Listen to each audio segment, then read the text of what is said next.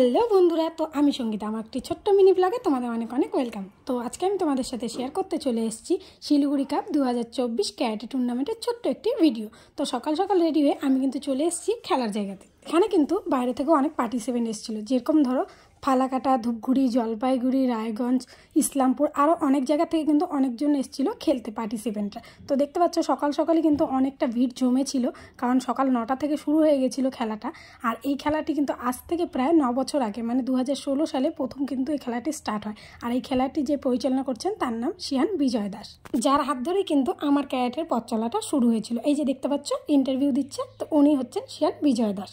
তো চলো আজকের গেমে কি হচ্ছে না হচ্ছে সবটাই কিন্তু আমি তোমাদের সাথে শেয়ার করব। তো প্রথমেই শুরু হয়ে গেছিলো বাচ্চাদের খেলা, বাচ্চাদের ফাইট এবং কাতা। তো ক্যারাটের সম্বন্ধে যারা জানো তারা তো জানোই যে কাতা বা ফাইট কি, আর যারা জানো না তাদেরকে কিন্তু আমি অবশ্যই বলবো। তো দেখতে পাচ্ছ এখানে কিন্তু সব মেডেল, ট্রফি সব কিন্তু সাজানো রয়েছে। আর এদিকে দেখতে পাচ্ছ দুটি কিন্তু বাউল রয়েছে, যেখানে কিন্তু বাচ্চাদের খেলা হচ্ছে। একদিকে ফাইট হচ্ছিল, একদিকে কাতা হচ্ছিল। আর যারা অফিসিয়াল, মানে যারা দাদার স্টুডেন্ট রয়েছে বা যারা এসছেন বাইরে থেকে অফিসিয়াল করবে বলে, তারা সবাই কিন্তু সবার মতন দায়িত্বতে লেগে পড়েছিল। আর আমার দায়িত্ব ছিল সেদিন মেডেল বিতরণ করা। তো আমিও কিন্তু আমার কাজে লেগে পড়েছিলাম। তো সেদিন ছিল প্রচণ্ড গরম, আর এখানে যেহেতু 200-র উপরে বাচ্চারা খেলতে এসেছিল এবং সাথে এসেছিলো তাদের গার্জিয়ান, সে কারণে কিন্তু ভেতরে প্রচণ্ড পরিমাণে বাচ্চাদের গরম লাগছিল। যে কারণে বাচ্চাদের প্রথমেই কাতা বা ফাইট যেগুলো হয়ে গেছিলো তাদের কিন্তু এক এক করে মেডেল বিতরণ করে দেওয়া হচ্ছিলো, যাতে তারা বাইরে চলে যেতে পারে বা কেউ বাড়ি যেতে চাইলে তারা বাড়িও যেতে পারে, যেহেতু বাচ্চাদের একটু গরমটা বেশি লাগে সে কারণে। তো এখানে ফার্স্টেই দেখো বাচ্চাদের মেডেল দেওয়া শুরু হয়ে গেছে। আর যিনি মেডেল দিচ্ছেন উনি কিন্তু এই ক্লাবের সেক্রেটারি। তো এবছর খেলাটি করা হয়েছিল আর্য সমিতি, দেশবন্ধু পাড়া আর্য সমিতিতে। তো এরপরে এক এক করে যাদের যাদের খেলা হয়ে যাচ্ছিল তাদের কিন্তু এক এক করে মেডেলও কিন্তু দিয়ে দেওয়া হয়ে যাচ্ছিল। 10 বছর অবধি প্রায় সব বাচ্চাদেরই কিন্তু খেলা শেষ হয়ে গেছিলো, যে কারণে দেখতে পাচ্ছ ভেতরের ভিড়টা একটু কমে গেছিলো, কারণ বাচ্চারা সবাই তাদের টিফিন নেবে বলে কিন্তু বাইরে চলে গিয়েছিল। আর আমরা একটু ভাবলাম কাজের ফাঁকে একটু মজামস্তি করে নেওয়া যায়। তো দেখতে পাচ্ছ এই যে আমরাও কাজের ফাঁকে একটু মেডেল নিয়ে মজামস্তি করে নিচ্ছিলাম। আর এখানে দেখতে পাচ্ছ দাদা যে সার্টিফিকেট দিচ্ছে, তো ইনি হচ্ছেন সেন্সি রীতিম দেবনাথ। তো উনি এসেছিলেন বর্ধমান থেকে 3rd অ্যান্ড ব্ল্যাক বেল্টের এক্সাম দেবে বলে। তো ওনার এক্সাম দেওয়া শেষ হয়ে গেছিলো, যে কারণে দাদা তাকে বেল্ট এবং সার্টিফিকেটও কিন্তু বিতরণ করে দিল। তো এরপরে আমি চলে এসেছিলাম একটু বাইরে, কারণ ভেতরে প্রচণ্ড পরিমাণে গরম। তো ভাবলাম বাইরেটা এসে তোমাদের সাথে একটু শেয়ার করা যায়। আর এদিকে দেখতে পাচ্ছ ওই যে অনেকেই কিন্তু টিফিন নেবে বলে লাইনও দাঁড়িয়ে পড়েছিল। এরপরে চলে আসলাম ভেতরে, তো এসে দেখলাম বড়দেরও কিন্তু শুরু হয়ে গেছে। তো কাতা জিনিসটা কি সেটা এবার তোমাদের সাথে শেয়ার করছি। তো সামনে দেখতে পাচ্ছ যে দেখানো হচ্ছিল টেকনিকটা, তো এটাকেই বলা হয় কাতা। আর দেখো খুব সুন্দরভাবে এমনিটি দেখাচ্ছিল।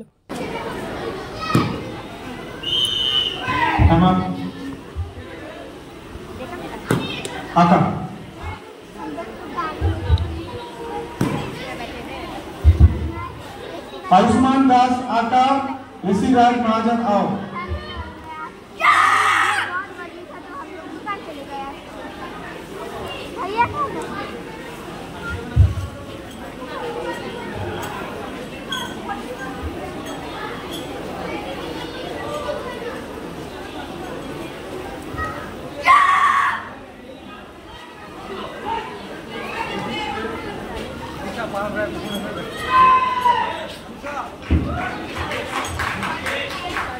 এরপরে যারা এসেছিল অফিসিয়ালি কাজ করবে বলে, তাদের হাতে কিন্তু দাদা দেখতে পাচ্ছ টোকেন অফ লাভের যে ট্রফিটা রয়েছে সেটা কিন্তু তুলে দিচ্ছিল।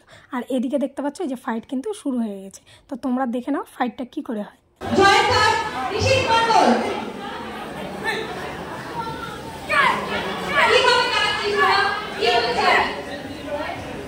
খেলা শেষ হতে হতে সেদিন প্রায় 7টা থেকে 7:30 মতন বেজে গেছিলো। আর অনেকেই ছিল যারা অফিসিয়ালি করবে বলে এসেছিলো, কিন্তু তাদের কিছু কাজ থাকায় তারা আগেই চলে গিয়েছিল বলে তাদের হাতে কিন্তু টোকেন অফ লাভের ট্রফিটা আগেই দিয়ে দেওয়া হয়ে গেছিলো। তো খেলা শেষ হওয়ার পর সর্বপ্রথম টোকেন অফ লাভের ট্রফিটা সেন্সি ইলোরা ঘোষ কিন্তু আমার হাতে তুলে দেয়। এরপরে যেসব সেন্সিরা এসেছিল বাইরে থেকে বা অন্য একাডেমি থেকে, তাদেরকেও কিন্তু টোকেন অফ লাভের ট্রফিটা দেওয়া হয়েছিল আমাদের একাডেমির তরফ থেকে প্রত্যেকের হাতে।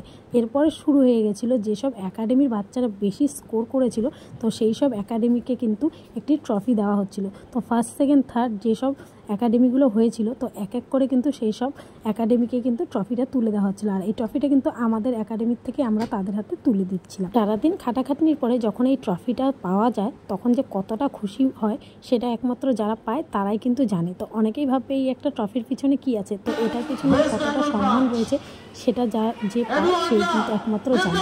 তো দেখতেই পাচ্ছ আমরা এই ট্রফিটা নিয়ে কতটা খুশি বা কতটা আনন্দিত ছিলাম। তো যেসব একাডেমি পাচ্ছিল তারাও কতটা খুশি ছিল। তো এরপরে দেখতে পাচ্ছ সেন্সি ইলোরা ঘোষকে কিন্তু দার্জিলিং ডিস্ট্রিক্ট ইনচার্জ হিসেবে তার হাতেও কিন্তু একটি টোকেন অফ লাভের ট্রফিটা তুলে দেওয়া হয়েছিল, যেটা পেয়ে তিনি কিন্তু খুবই খুশি ছিলেন। তো এরপরে কিন্তু দার্জিলিং ডিস্ট্রিক্টের পরে জলপাইগুড়ি ডিস্ট্রিক্টের তরফ থেকে কিন্তু আমাদের হাতেও কিন্তু একটি টোকেন অফ লাভের ট্রফি তুলে দেওয়া হয়েছিল, যেটা পেয়ে তো আমরাও ভীষণ খুশি হয়ে গেছিলাম। তো আজকের আমার এই ছোট্ট মিনি ব্লগটা তোমাদের কেমন লাগলো সেটা কিন্তু তোমরা জানাতে একদমই ভুলো না। যদি ভালো লেগে থাকে তাহলে কিন্তু অবশ্যই একটা লাইক কমেন্ট শেয়ার করে দিও। আর যদি কেউ ভেবে থাকো যে ক্যারাটে বা সেলফ ডিফেন্স ক্লাসে ভর্তি হবে তাহলে অবশ্যই কিন্তু কন্ট্যাক্ট করতে পারো আমার সাথে বা সেন্সি বিজয় দাসের সাথে।